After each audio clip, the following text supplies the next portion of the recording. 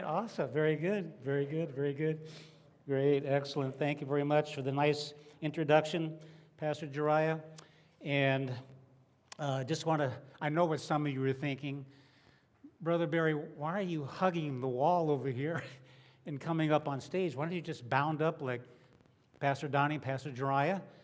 Well, you know, some of you probably thinking that I've been dipping into the communion wine, but that's not true. It's just the fact that I'm getting older, and I'm becoming the Tin Man on The Wizard of Oz, and so my joints are starting to solidify. So you just have to understand that. Otherwise, I'm okay, and if I didn't, I would probably fall on my face like a national figure that we all know. So if you're happy that I'm preaching today, would you please be seated?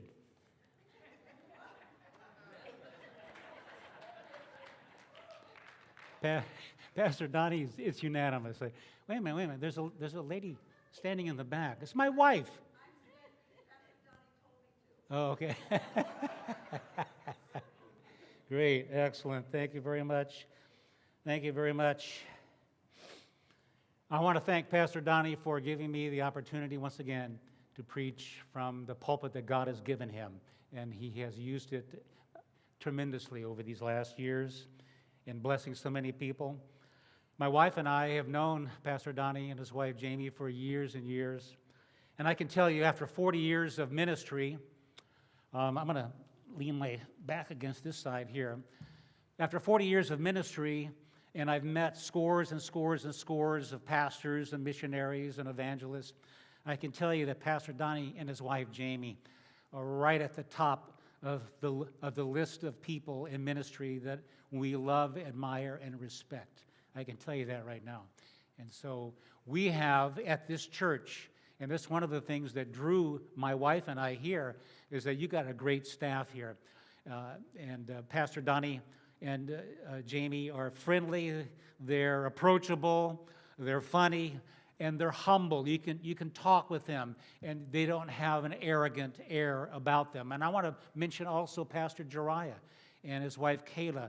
They opened their arms to Betty and me when we first came on, and just showed us a tremendous amount of love. We certainly appreciate what they've done, and we love them. So Jariah does. He's the glue in this church. It keeps everything together, and otherwise it would fall apart. I mean, look at what he did on the notes today. It had all in the round little disc, and it was amazing.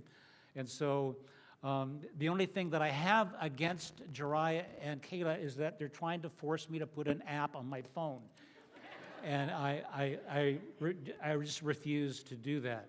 So. But anyway, we'll get to that in another time. A very proper and aristocratic English lady named Elizabeth Haversham was vacationing in Switzerland, and she fell in love with a small town and its surrounding countryside.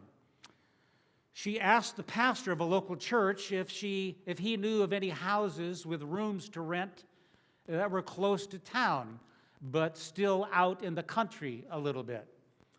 And so the pastor kindly drove Mrs. Haversham out to see a house that had a room to rent, and it was out in the countryside, but it was still fairly close to town. And the lady loved it, and she returned to her home in England to make her final preparations to move to Switzerland. But when she arrived back home, the thought occurred to her that she had not seen a WC in the room of the house or even down the hall. And in Great Britain, a WC is also called a water closet, which means a toilet. So she wrote the pastor of the community to ask him where the WC is located. And so the Swiss pastor had never heard of a WC, and so he asked some of the townspeople, and they came up with Wayside Chapel.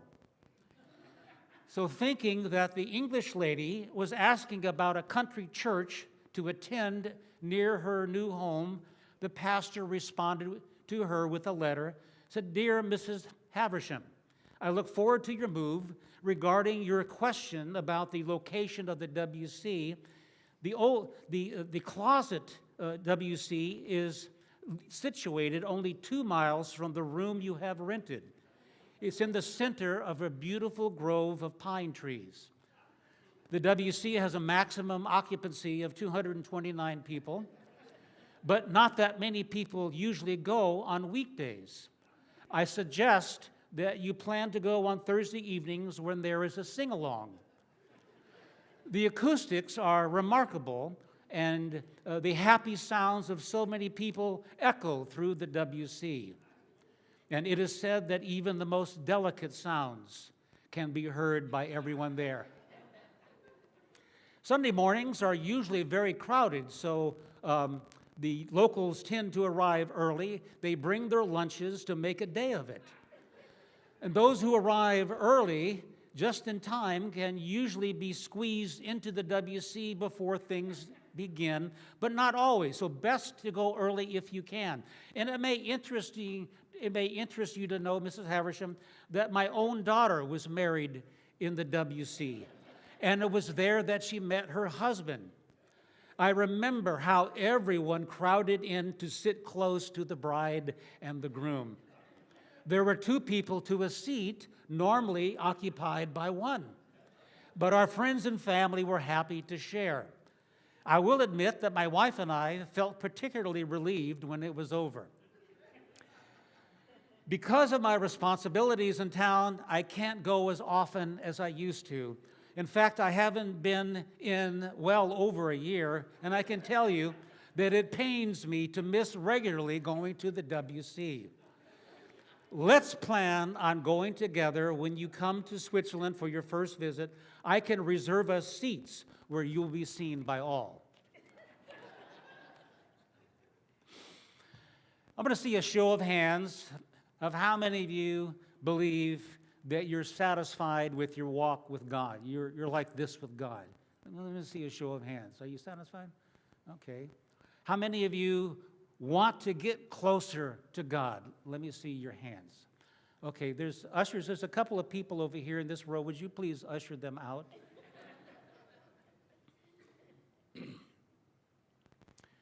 1 Corinthians chapter 13, verse 12 says, "For now we see through a glass darkly, but then face to face." We may have 20/20 vision, natural vision, but our spiritual glasses that we use to see God are best fogged up. They're dark. We don't get a good vision of God. By the way, just on the side, some of you know who Ted Williams is the great baseball player for the Boston Red Sox. It was said that he had 20/10 vision. He was able to see at 20 feet what most people see at 10. As did the great pilot Chuck Yeager, who broke the sound barrier in 1947. Tremendous vision. But we do not have good, solid, spiritual vision of God. It's clouded over. And that verse says that one day we will see him face to face. We will see him clearly. But until then, our glasses are fogged. Last week, Pastor Donnie had an inspiring message about Psalms and the importance of Psalms in the Bible. Psalms is a major instrument of worship. And it contrasts, in Psalm chapter 1 that he covered, it contrasts the wicked and the righteous. And though the book of Psalms is really composed of 5 books, Book 1, Book 2, Book 3, Book 4, and Book 5. And all of those psalms are meant to be sung, recited, or spoken in everyday life of the people of Israel, especially back in the Old Testament. They were using psalms to connect with God. If you see the movie or the YouTube series, The Chosen, you have an idea what we're talking about. A lot of the Pharisees, a lot of the religious people would quote psalms in there. And each of the 5 books consists of a number of psalms and in no particular order. Now, David wrote around 73, 75 Psalms, and most of the first two books, his Psalms are in there. But you have Moses wrote a Psalm, Psalm 90. It's in book number 3. Solomon wrote 2 Psalms, Psalm 72 and 127. And the Levite leadership, the singers and the composers that were in charge of worship at the temple, they wrote around 25 of the Psalms. And then there are unknown authors of the Psalms, and those are around 40 of the Psalms that are out there. The types of Psalms are roughly divided into categories, but they're spread out as usual. One type of psalm is adoration and praise, and that was the greatest number. It was to connect people directly to God, to help them to express their worship. Another group of psalms was the lament or the sorrow expressions over life's trouble. I mean, it's really clear when you read some of these lament psalms as you go through the book of Psalms. It is a heart cry from somebody who is going through some adverse conditions, and they're expressing their sorrow and their hurt to God. Then you have the confession and repentance psalms. There's Psalm 32 and 51, famous psalms for those. 51 especially when David had that sin with Bathsheba, and the prophet Nathan confronted him, and David mentioned in the psalm, Lord, I blew it. God help me. Then you have the historical psalm. It's a recap of Israel's history. The pilgrimage psalms. 3 times a year, the Israelite men and their families were required to travel to Jerusalem for 3 specific festivals: the Passover, the Tabernacles, and the Feast of Weeks. They were required to do so. And Jerusalem had a higher elevation than the surrounding area, so you ascended up to Jerusalem. These were called the Psalms of Ascent. Then you had the retribution and the judgment psalms. These were pretty, they also are called the imprecatory psalms, where you actually put curses on your enemy for giving you a hard time. It was amazing, but these expressions are coming from the people of Israel and from David to put judgment on those who are giving Israel sorrow. And then the Messianic psalm. Psalm 22 is a Messianic psalm. Jesus quoted it on the cross. He said, my God, why hast thou forsaken me? So all of these are sections of the psalm. But God sees us clearly. We see God very darkly through a fog, but God is the one that sees us clearly. Psalm 139, verses 1 through 4, he says this, O Lord, you have searched me, and you know me. You know when I rise and when I sit. You perceive my thoughts from afar. You discern my going out and my lying down. You're familiar with all my ways. Before a word is on my tongue, you know it completely. How about that? A God that knows us completely. In verses 15 and 16 of the same psalm, my frame was not hidden from you when I was made in the secret place. When I was woven together in the depths of the earth, your eyes saw my unformed body. And all my days that were ordained for me were written in your book. I can tell you that the Planned Parenthood and the pro-abortion people have a hard time with this because they see that God wove each of us in our mother's womb carefully, like a master artist. It's not a blob of tissue that's in the woman's womb. It is a human being that has a purpose and a future, and God has ordained for every baby a future. 72 million have been taken before they even had the first breath of life in our country. Psalm 119, verse 130 says, the entrance of your word gives light. It gives understanding to the simple. So God does allow us to begin to unclear our foggy glasses. God knows all of our thoughts, our words. He remembers everything that we say. He knows what motivates us. He's the one that stamped our personality on our hearts. He knows everything about us. He knows what we don't like, what we do like. He knows the very deep issues of our hearts that we can't even express. And he knows and remembers, and this blows my mind, every detail and every second of our lives, from birth to grave. He knows. When the slave girl Hagar was kicked out of Abraham and Sarah's house because she got pregnant and gave birth to Ishmael, and Sarah, being barren, kicked her out because she was jealous, and Hagar, with the baby, went into the desert, and an angel of the Lord came to Hagar, and in her desperation, and he spoke to her, and he said, I am the God who sees you. Genesis chapter 16, verse 13. God said that to her, and he sees that to each of you. I am the God that sees you. He sees every one of you. He doesn't miss a trick in your lives. Our vision of God is clouded over by a number of things. Our sin nature, rebellion, stubbornness, selfishness, egocentrism. The world revolves around us. The wrong choices that we make, our entitlement mentality. I demand that things go my way. I have a whole message about that. All of these things contribute to fogging over our glasses. And one of the biggest things is our parental influence. Our corruption clouds our glasses. I'm an ordained minister. I've been in the ministry for around 40 years or so, first as a volunteer and then as a licensed and ordained minister with the Assemblies of God. I can tell you, my glasses are just as foggy as yours because I have a sin nature. I was conceived in corruption. I'm a corrupt person. I'm very selfish. You can ask my wife, she has a whole list of things that she'd be glad to go over with you after service. And these are the things that people see about God. What is God to them? Is he an emotional, distant father figure? Some people see him as a perfectionist tyrant ready to bash us when we step out of line.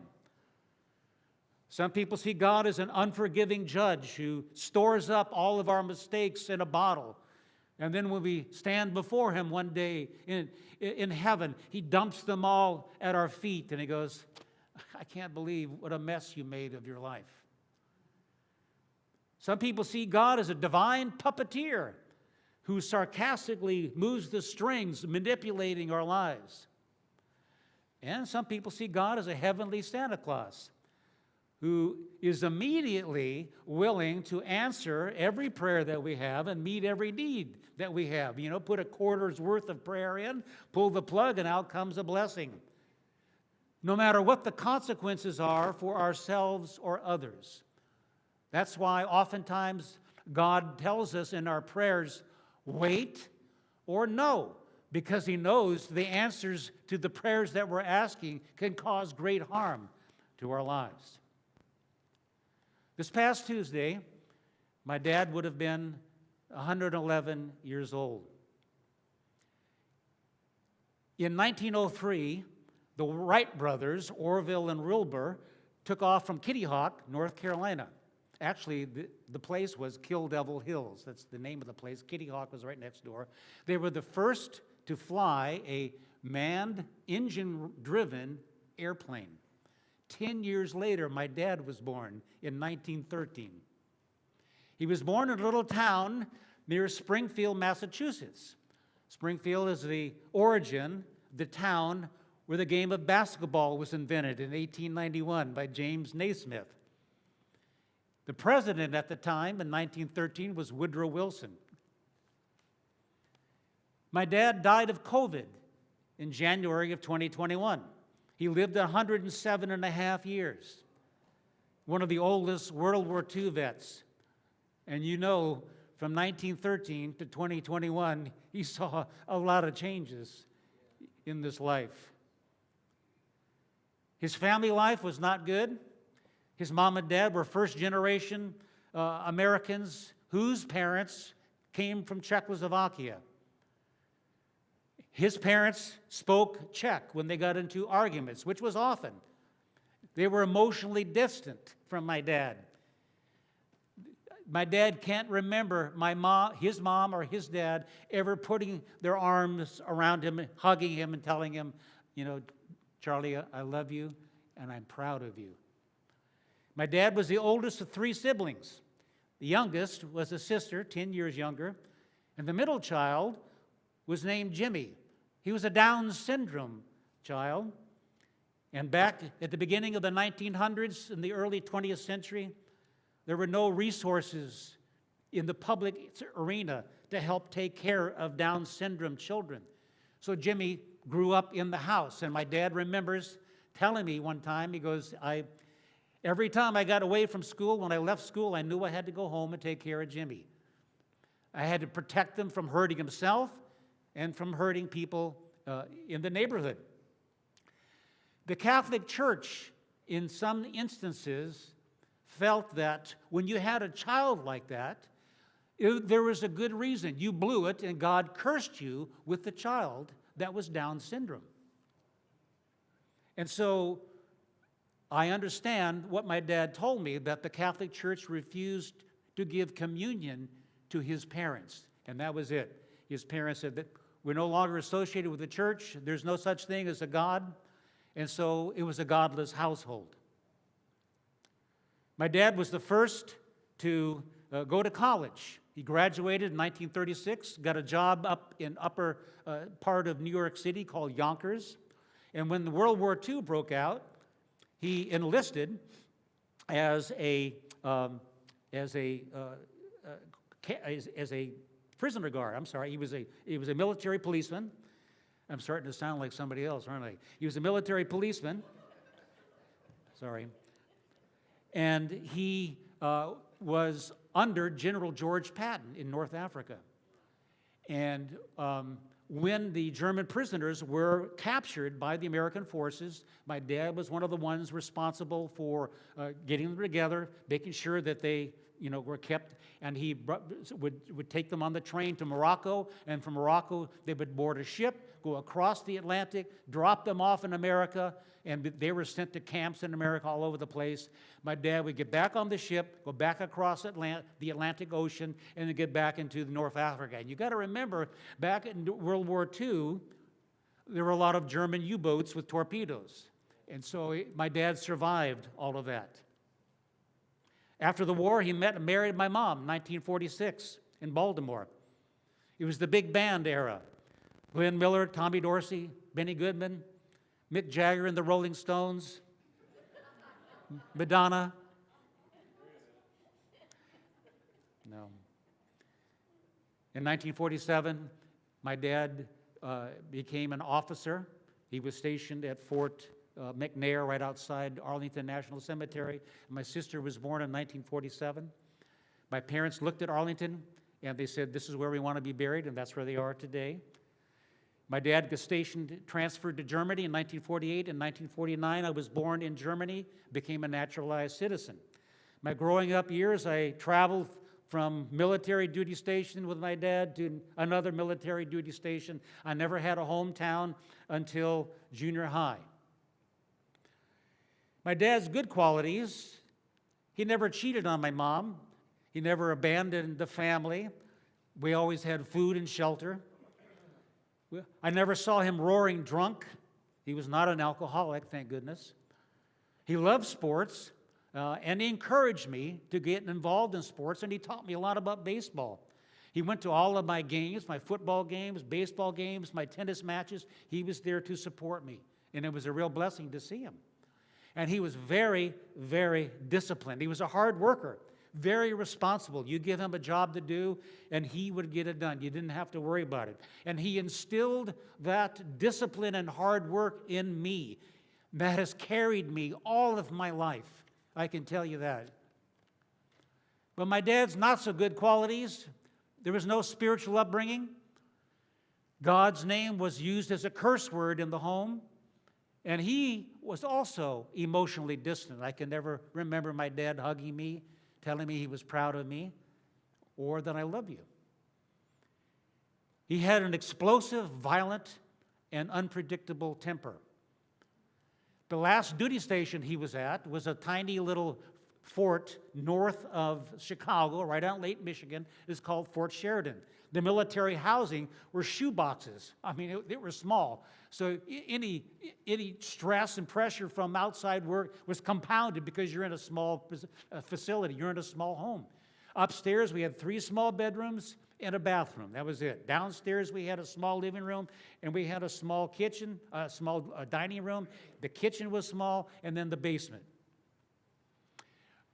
I was woken up early every day to go to school. Sometimes I'd have to shovel the walk from my dad to go out to the bus so he could catch the bus. In the summer times, I wanted to sleep in. I've never been a morning person, and so sleeping in was a real blessing to me.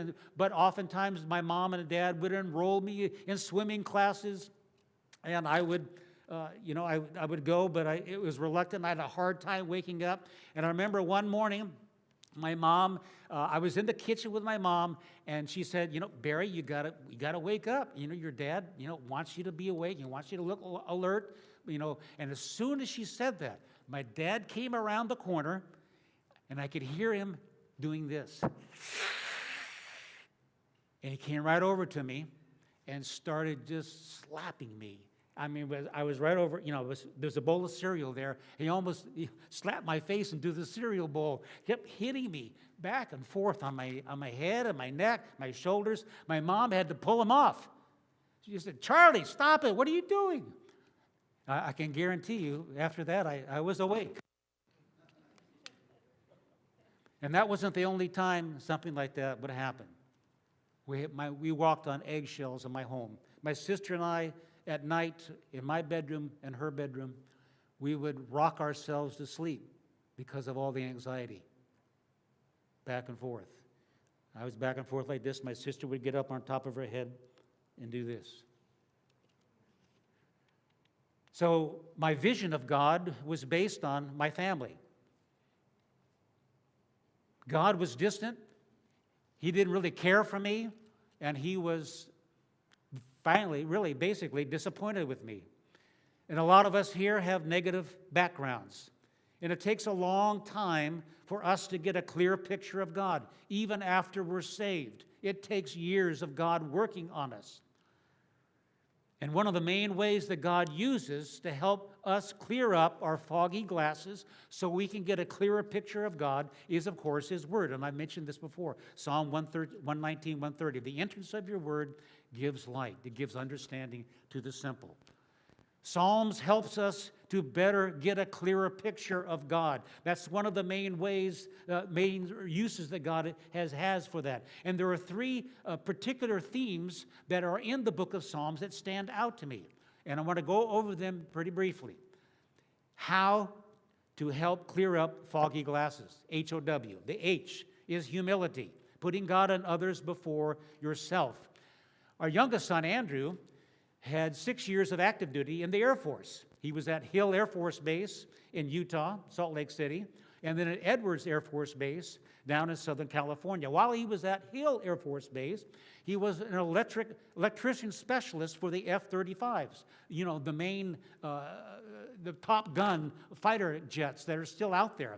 And he was the last one to see the pilot go up on the pilot was in the cockpit, and Andrew was there plugging in his laptop into the fuselage, and he'd check in the electrical system, and then he would go like this to the pilot. The pilot would turn around and go like this, unplug it, and away the pilot went. Andrew was the last one. He did a great job there. And when he moved to Edwards, he was promoted into a sergeant's position, and he was in charge of men. And right at the end of his leaving the service, his men came up to him and he said, Sergeant Carroll, we really appreciate you, the example that you set as a sergeant, as a supervisor, because you were not afraid to get a broom and sweep the floors with the rest of us while the other sergeants stood by and watched us. You were so proud of him. So going through the notes of humility, pride, iniquity, of And we inherited that from Adam and Eve. Each of us has that root of iniquity. Arrogance is the expression, the outward expression of pride in our thoughts, words, and actions. It's the outward expression. Inwardly, it's pride. Outwardly, it's arrogance, the expression of it. 1 Peter chapter 5, verses 5 and 6. It says this, God opposes the proud, but gives grace to the humble. Humble yourself under the mighty hand of God. He will lift you up. So 1 Peter 5, 5 and 6. God resists the proud, but he gives grace to the humble. God resists. He does not bless those who walk in arrogance and pride. He blesses and gives grace to those who are humble. John chapter 3, verse 30, John the Baptist said, God must increase and I must decrease. God must increase in our lives, and that's a form of humility. More of God, less of us. Psalm chapter 51, verse 17, the sacrifices of God are a broken spirit, a broken and contrite heart. Oh God, you will not despise. The greatest gift that we can give God is our brokenness. It's not our money. It's not our time. It's not so much the other things that we do. It's our brokenness before God. It's the fastest way into the presence of God is our brokenness. In Psalm 21, verse 4, haughty eyes and a proud heart are the lamp of the wicked, and it's sin. So the lamp of the arrogant shines out clearly to the... If you're arrogant, if you walk in arrogance, the world will know it. Who wants to be around an arrogant person? I don't. I don't know, but I don't. And I guarantee you, and as I mentioned before at the beginning of the message, Pastor Donnie walks in humility. He is not an arrogant person. His wife, Jamie, the same thing. Pastor Jariah and Kayla, they're humble people. They love God, and it shows. We are blessed to have such a wonderful staff here at that church. Amen. And I want to say, and I want to say something. God, men, what is the problem with us? Why are we so prideful? We walk around like this guy here. Like this guy here.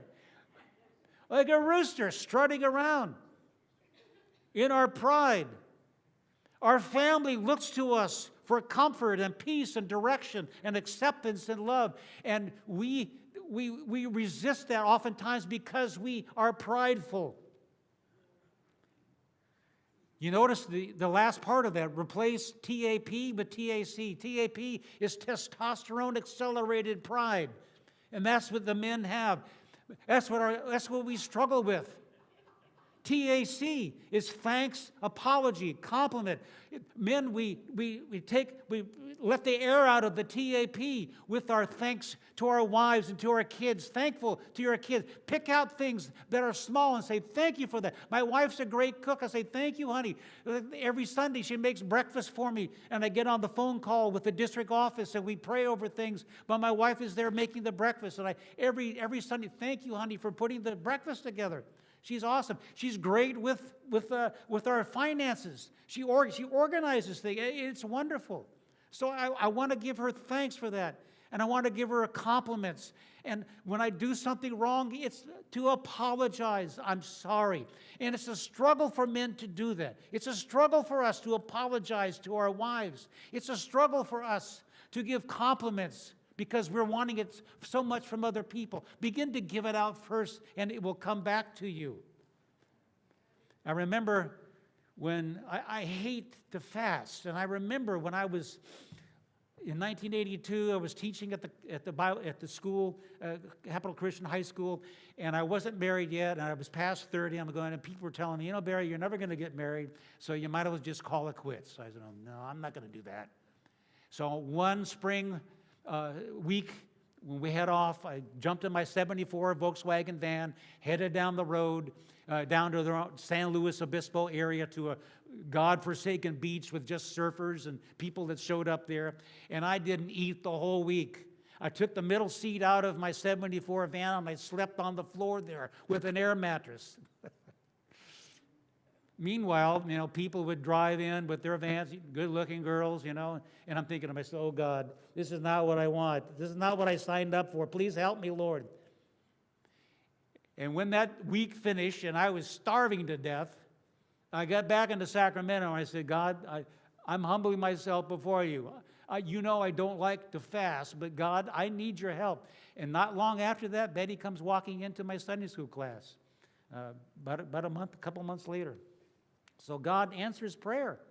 Humility helps to clear up some of our spiritual glasses, the fog that's on there. Number 2, obedience. Obedience, H-O. Obedience is the complete submission to the will and authority of another. You're obedient. John 14:15 says obedience is a measure of our love for God. If you love me, you will obey my commands. It's a measure of our love. I remember in my teaching time, I was a very strict teacher. On the spectrum of discipline, you have the very strict and the very lax. And I was really at this end, pretty much so, very strict teacher.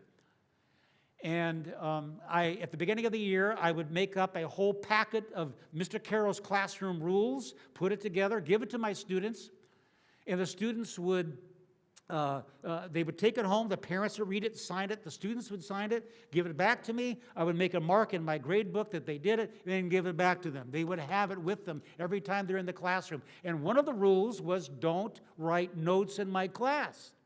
I don't like it. I'm teaching. My subjects were technical classes. They were science and math. And so the students needed to be paying attention.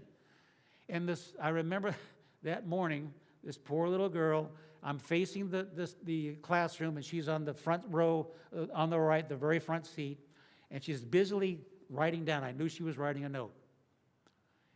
And as I was talking, I kept talking, kept lecturing. She didn't know I was coming over, and pretty soon I grabbed the note, and she reached for it, and I had the note in my hand. And in that packet of rules, I said, if I grab your note, I'm going to read it. And so when I grabbed the notes, some of the guys in the class went, read it, Mr. Carroll, read it. And she's there in her seat going, oh. And so I could feel this nudge in my heart. Don't do it, Barry. Don't do it. You're going to crush her. And I did it. I read the note. And as I began to read the note, it was like this. She left the class. I tore the note up, threw it in the trash can. She left. The next day, her granddad showed up at the school. He was ready to take me apart. Not happy. I don't blame him. I could have handled that a whole different way, but I didn't. So I regret that. Lots of things that we hear the voice of God, we hear the nudge, but we don't respond. We do our own thing. Proverbs chapter 21, verse 3 says this, to do right and just is more acceptable to the Lord than sacrifice.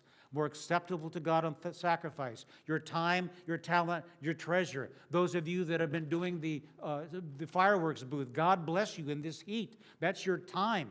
Those of you that have been tithing regularly, that's your treasure. And those of you that have been using your gifts to bless this church, that's your talent. But look, folks, even more important than that is your obedience to God and to His Word. More important than that is your obedience. Psalm chapter 51, verses 1 and 4 says this, have mercy on me, O God, according to your unfailing love, according to your great compassion. Blot out my transgressions. Wash away all my iniquity. Cleanse me from my sin, for I know my transgressions, and my sin is always before me. Against you and you alone have I sinned and done what is evil. Disobedience should always bring deep sorrow. When we are disobedient to God's word, it should bring sorrow to our soul. We shouldn't harden our hearts.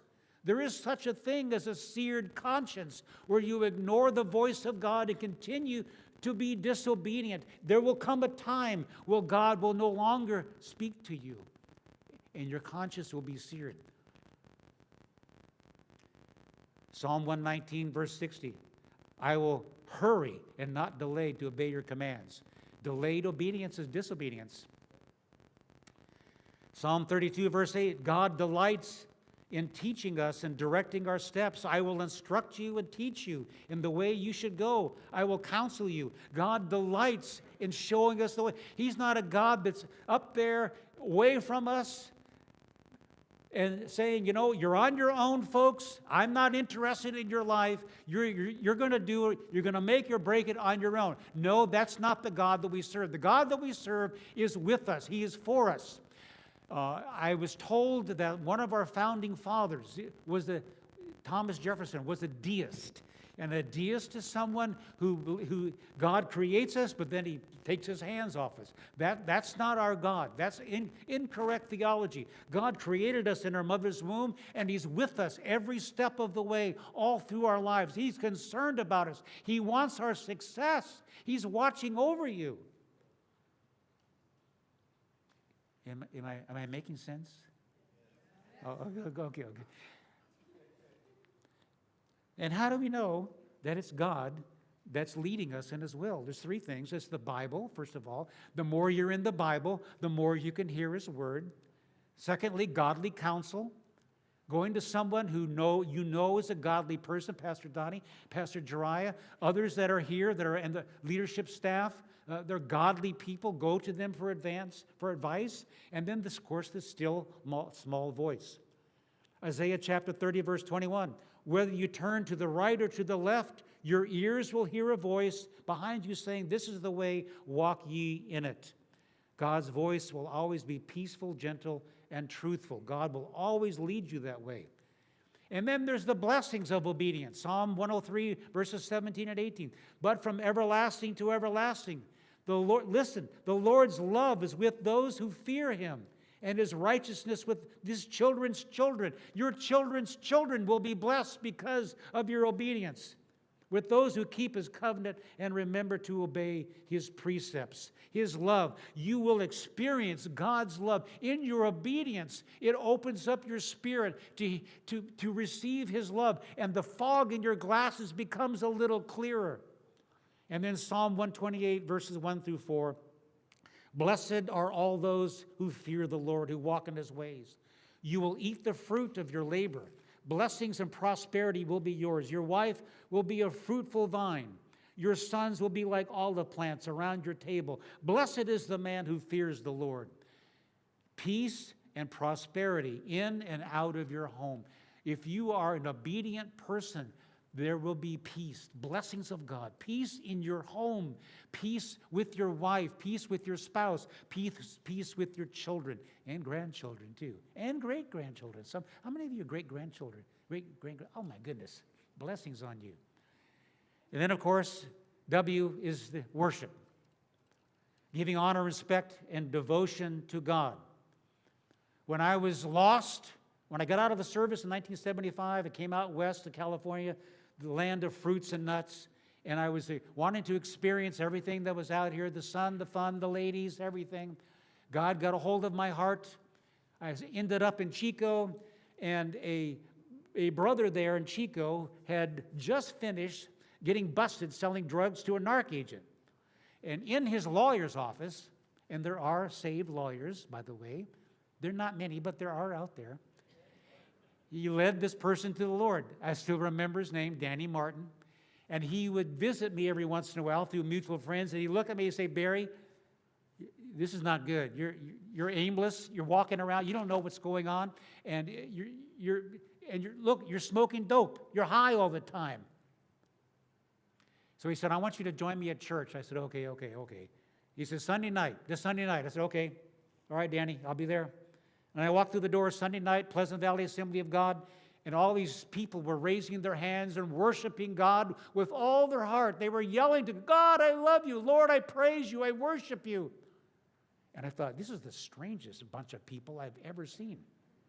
It is really, really strange. I can't believe what I'm experiencing here. But the Holy Spirit got a hold of my heart. I kept coming back. And then on a Sunday night in October 1976, Dirk and Laura Posey, I still remember their names, married couple, they were up front and they were singing Psalms chapter 46, verse 1. God is my refuge and strength, a very present help in trouble. God is my refuge and strength, a very present help in trouble. Then they went on to sing, and I was in the back of the church, and all of a sudden God took the top of my head off, and He poured His love into me. And for the first time, I experienced the love of God in a powerful way. And it was through worship. Worship drew me back to the church, and worship helped open my heart to the love of God. If humility is the gateway to a clearer vision of God, and if obedience is the test that God uses to continue to help us clear up our foggy glasses, then worship is the heavenly blessings, the showers from blessings that heaven that wash over our foggy glasses and keep us motivated to get closer to God. It's the blessings that we receive from heaven as we worship God continue to work in our hearts. Psalm 47, 1 through 7. The awesomeness of God should cause us to worship outwardly. And that verse starts like, clap your hands, all ye people. Shout unto God with the voice of triumph. Clap your hands, all ye people. Shout unto God with the voice of joy. Hallelujah. It's okay to get excited about God. It's okay to worship Him. It's okay to raise your hands. It's okay to move around. I've been in churches where during the worship time, people take flags and they run back and forth on the aisles. I haven't seen any crazy people doing that here, but it's okay if you do that. I'm sure Pastor Donnie would be all right with that. Get excited about God. There you go. Somebody is awake. I haven't put everybody to sleep yet. In September of 2018, my youngest son, Andrew, blessed my wife and him with 2 tickets to the Bears and Packers game in Lambeau Field. And it was something else. I didn't go. I let them have it. I watched for them on the TV because the game was on TV, and I was looking for them. Of course, they didn't see them. The Lambeau Field, if you've ever been there before, it's very packed. Yeah, every game they're sold out, And my wife is a Packers owner. She bought a share of the Green Bay Packers years ago. $250, so she gets invitations to go to Green Bay, once a year to the owners' meetings. Anyway, they went to the game, and they were enjoying it. But by halftime, it was 17-0. The Bears were ahead, and it looked bad. And Aaron Rodgers got creamed, and he was hurt. And they put him on one of those golf carts and carried him out of the stadium. We thought, that's it, the game's over with. Well, they came back, and they must have shot him full of Novocaine and drugs or whatever. But he came back, and the second half was completely different. I mean, it was an awesome game. And they got down to the fourth quarter, and things really began to open up. And this was the key moment. Graham's been awfully quiet. Rodgers surveying, fires. That's caught. Randall Cobb into Chicago territory. Randall Cobb inside the 20-yard line. Randall Cobb is going to score. 75 yards. That is crazy. Now, my wife was in the stands next to Andrew, and there was a guy next, the stands. The guy was behind her, was in front of her, but he was lower than her. And so when Randall Cobb caught the pass from Aaron Rodgers, my wife started doing this, pounding her fist, and she was hitting the guy's shoulders in front of her. And when he scored, everybody let out a cheer, and my wife goes, "Oh, I'm so sorry, sir." And he turned around and says, "No problem, not one problem whatsoever." If you can get excited about a touchdown, about a game that really doesn't mean anything except maybe for Packers, God.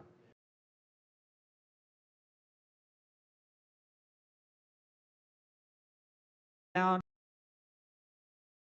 I care for you. Calm down, chill out, I care for you. Psalm 48, verse 1. It's the greatness of God. The greatness of God is incomparable. And with that, I didn't put it in your notes, but Psalm chapter 33, verse 6. By the word of the Lord were the heavens made, and their starry hosts by the breath of his mouth. When I get to heaven, I'm going to ask God, God, can I see the video of when you created the universe? It says, by the word of the Lord were the heavens made, and their starry hosts by the breath of his mouth. God went like this. And all of the red giants, the white dwarfs, the neutron stars, the star clusters, the black holes, the nebulas, the spiral galaxies, our own Milky Way with our yellow sun, just the right distance from us, by the way, 93 million. Isn't that something, huh? Mercury, Venus, Earth, just the right distance. Jupiter, Saturn, Uranus, Neptune, Pluto spoke, and they were cast into existence. Our God is great. He's great. He's a great God. He's worthy of our worship, his awesomeness, his compassion. He's a refuge for us. He's so big, but yet he's right here with us. He cares for us, and he's there for us. Every Psalm of David and the other authors are meant to clear up our foggy vision of God and remove more of his character. Psalms are meant to help us express our deepest thoughts and feelings. Psalms are help us to worship God's character, his interaction with us, his ability to bless us deeply. And then HOW, wrapped up in faithfulness. Stay with God. Stay with God. Don't give up. Things get hard. Don't give up. God's blessings are right around the corner. Don't give up. Some of you have been thinking of giving up. Don't give up. He's faithful. Be faithful to him. Stay with him. Things that worship does for us, it lifts us out of our selfishness. It brings us before the throne of God. It redirects our perspective of ourselves and others. We get a different perspective of who we are, and it gives us hope for the future. It opens up our hearts to receive his love. I'm going to close with this. Some of you know that we have two healthy, strapping boys. My oldest one, Arlen, is 36. He lives in Florida with our two grandbabies. He's a CrossFit instructor. He's ripped. The guy, I mean, he's really in shape. And Andrew, our youngest, he lives in Rockland. He's 33 years old. Most of you don't know that Betty only has one ovary. When she was a cheerleader at the University of Hawaii, her stomach started to get big. And she was in shape, you know. She was doing all the cartwheels and all this stuff going on.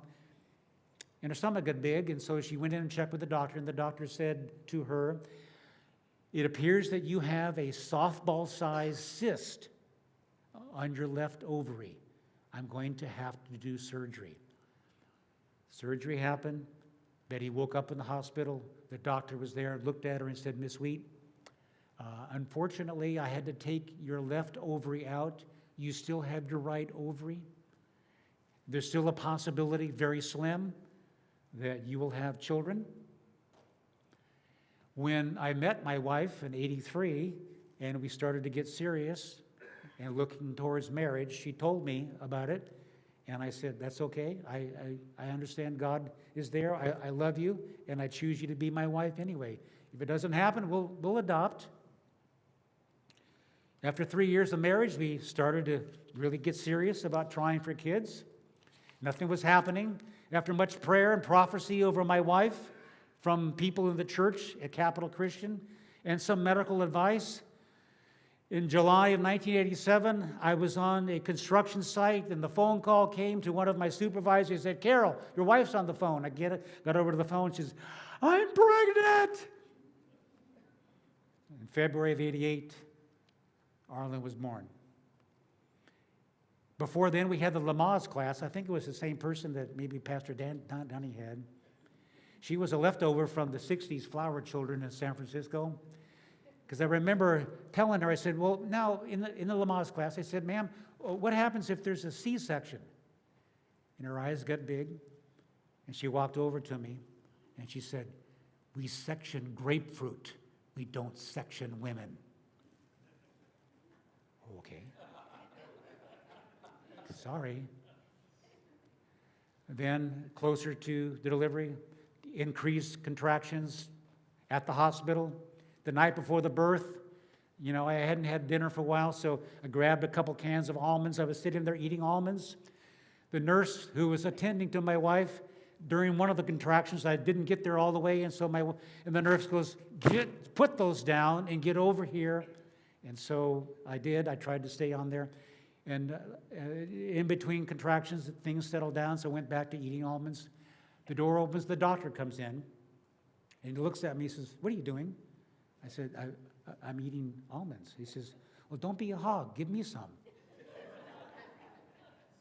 Betty had an epidural, so she was able to manage the pain. Not so with the lady down the hallway. She was screaming, and it was so annoying. I had to put my hands over my... Some of you ladies are going to say, "You know what, I'm going to beat the cheese out of you when you get..." I was with a doc during the birth. We were talking about all the physiological things that were happening, biology teacher. My wife was there looking at us, thinking, "Hello, would you like me to make a sandwich for you two?" And then the big question, "Doc, can I have the placenta, please? I'm a biology teacher." And he said, "Sure, no problem." So when he pulled out the placenta, I put it into a bucket of formaldehyde. The next week, I showed it to all of the kids at the school. "Mrs. Carroll's placenta is in room." Is Mr. Carroll's? But when I saw my firstborn's head pop out of that birth canal, I began to weep. Tears are streaming down my face. Love poured out of my heart. I know a lot of that came right from God through me to him, but I love this little red, wrinkled munchkin that I had helped create. And then I began to realize how much I love this kid. God loves me so much greater. He's perfect in his love. God was there in that room in a powerful way. He was there with the nurse, with the doctor, with me, with Betty, with the baby, and with the placenta. HOW, how to clear up the fog in our glasses. Humility, obedience, and worship. It's wrapped up in faithfulness. Stay with it.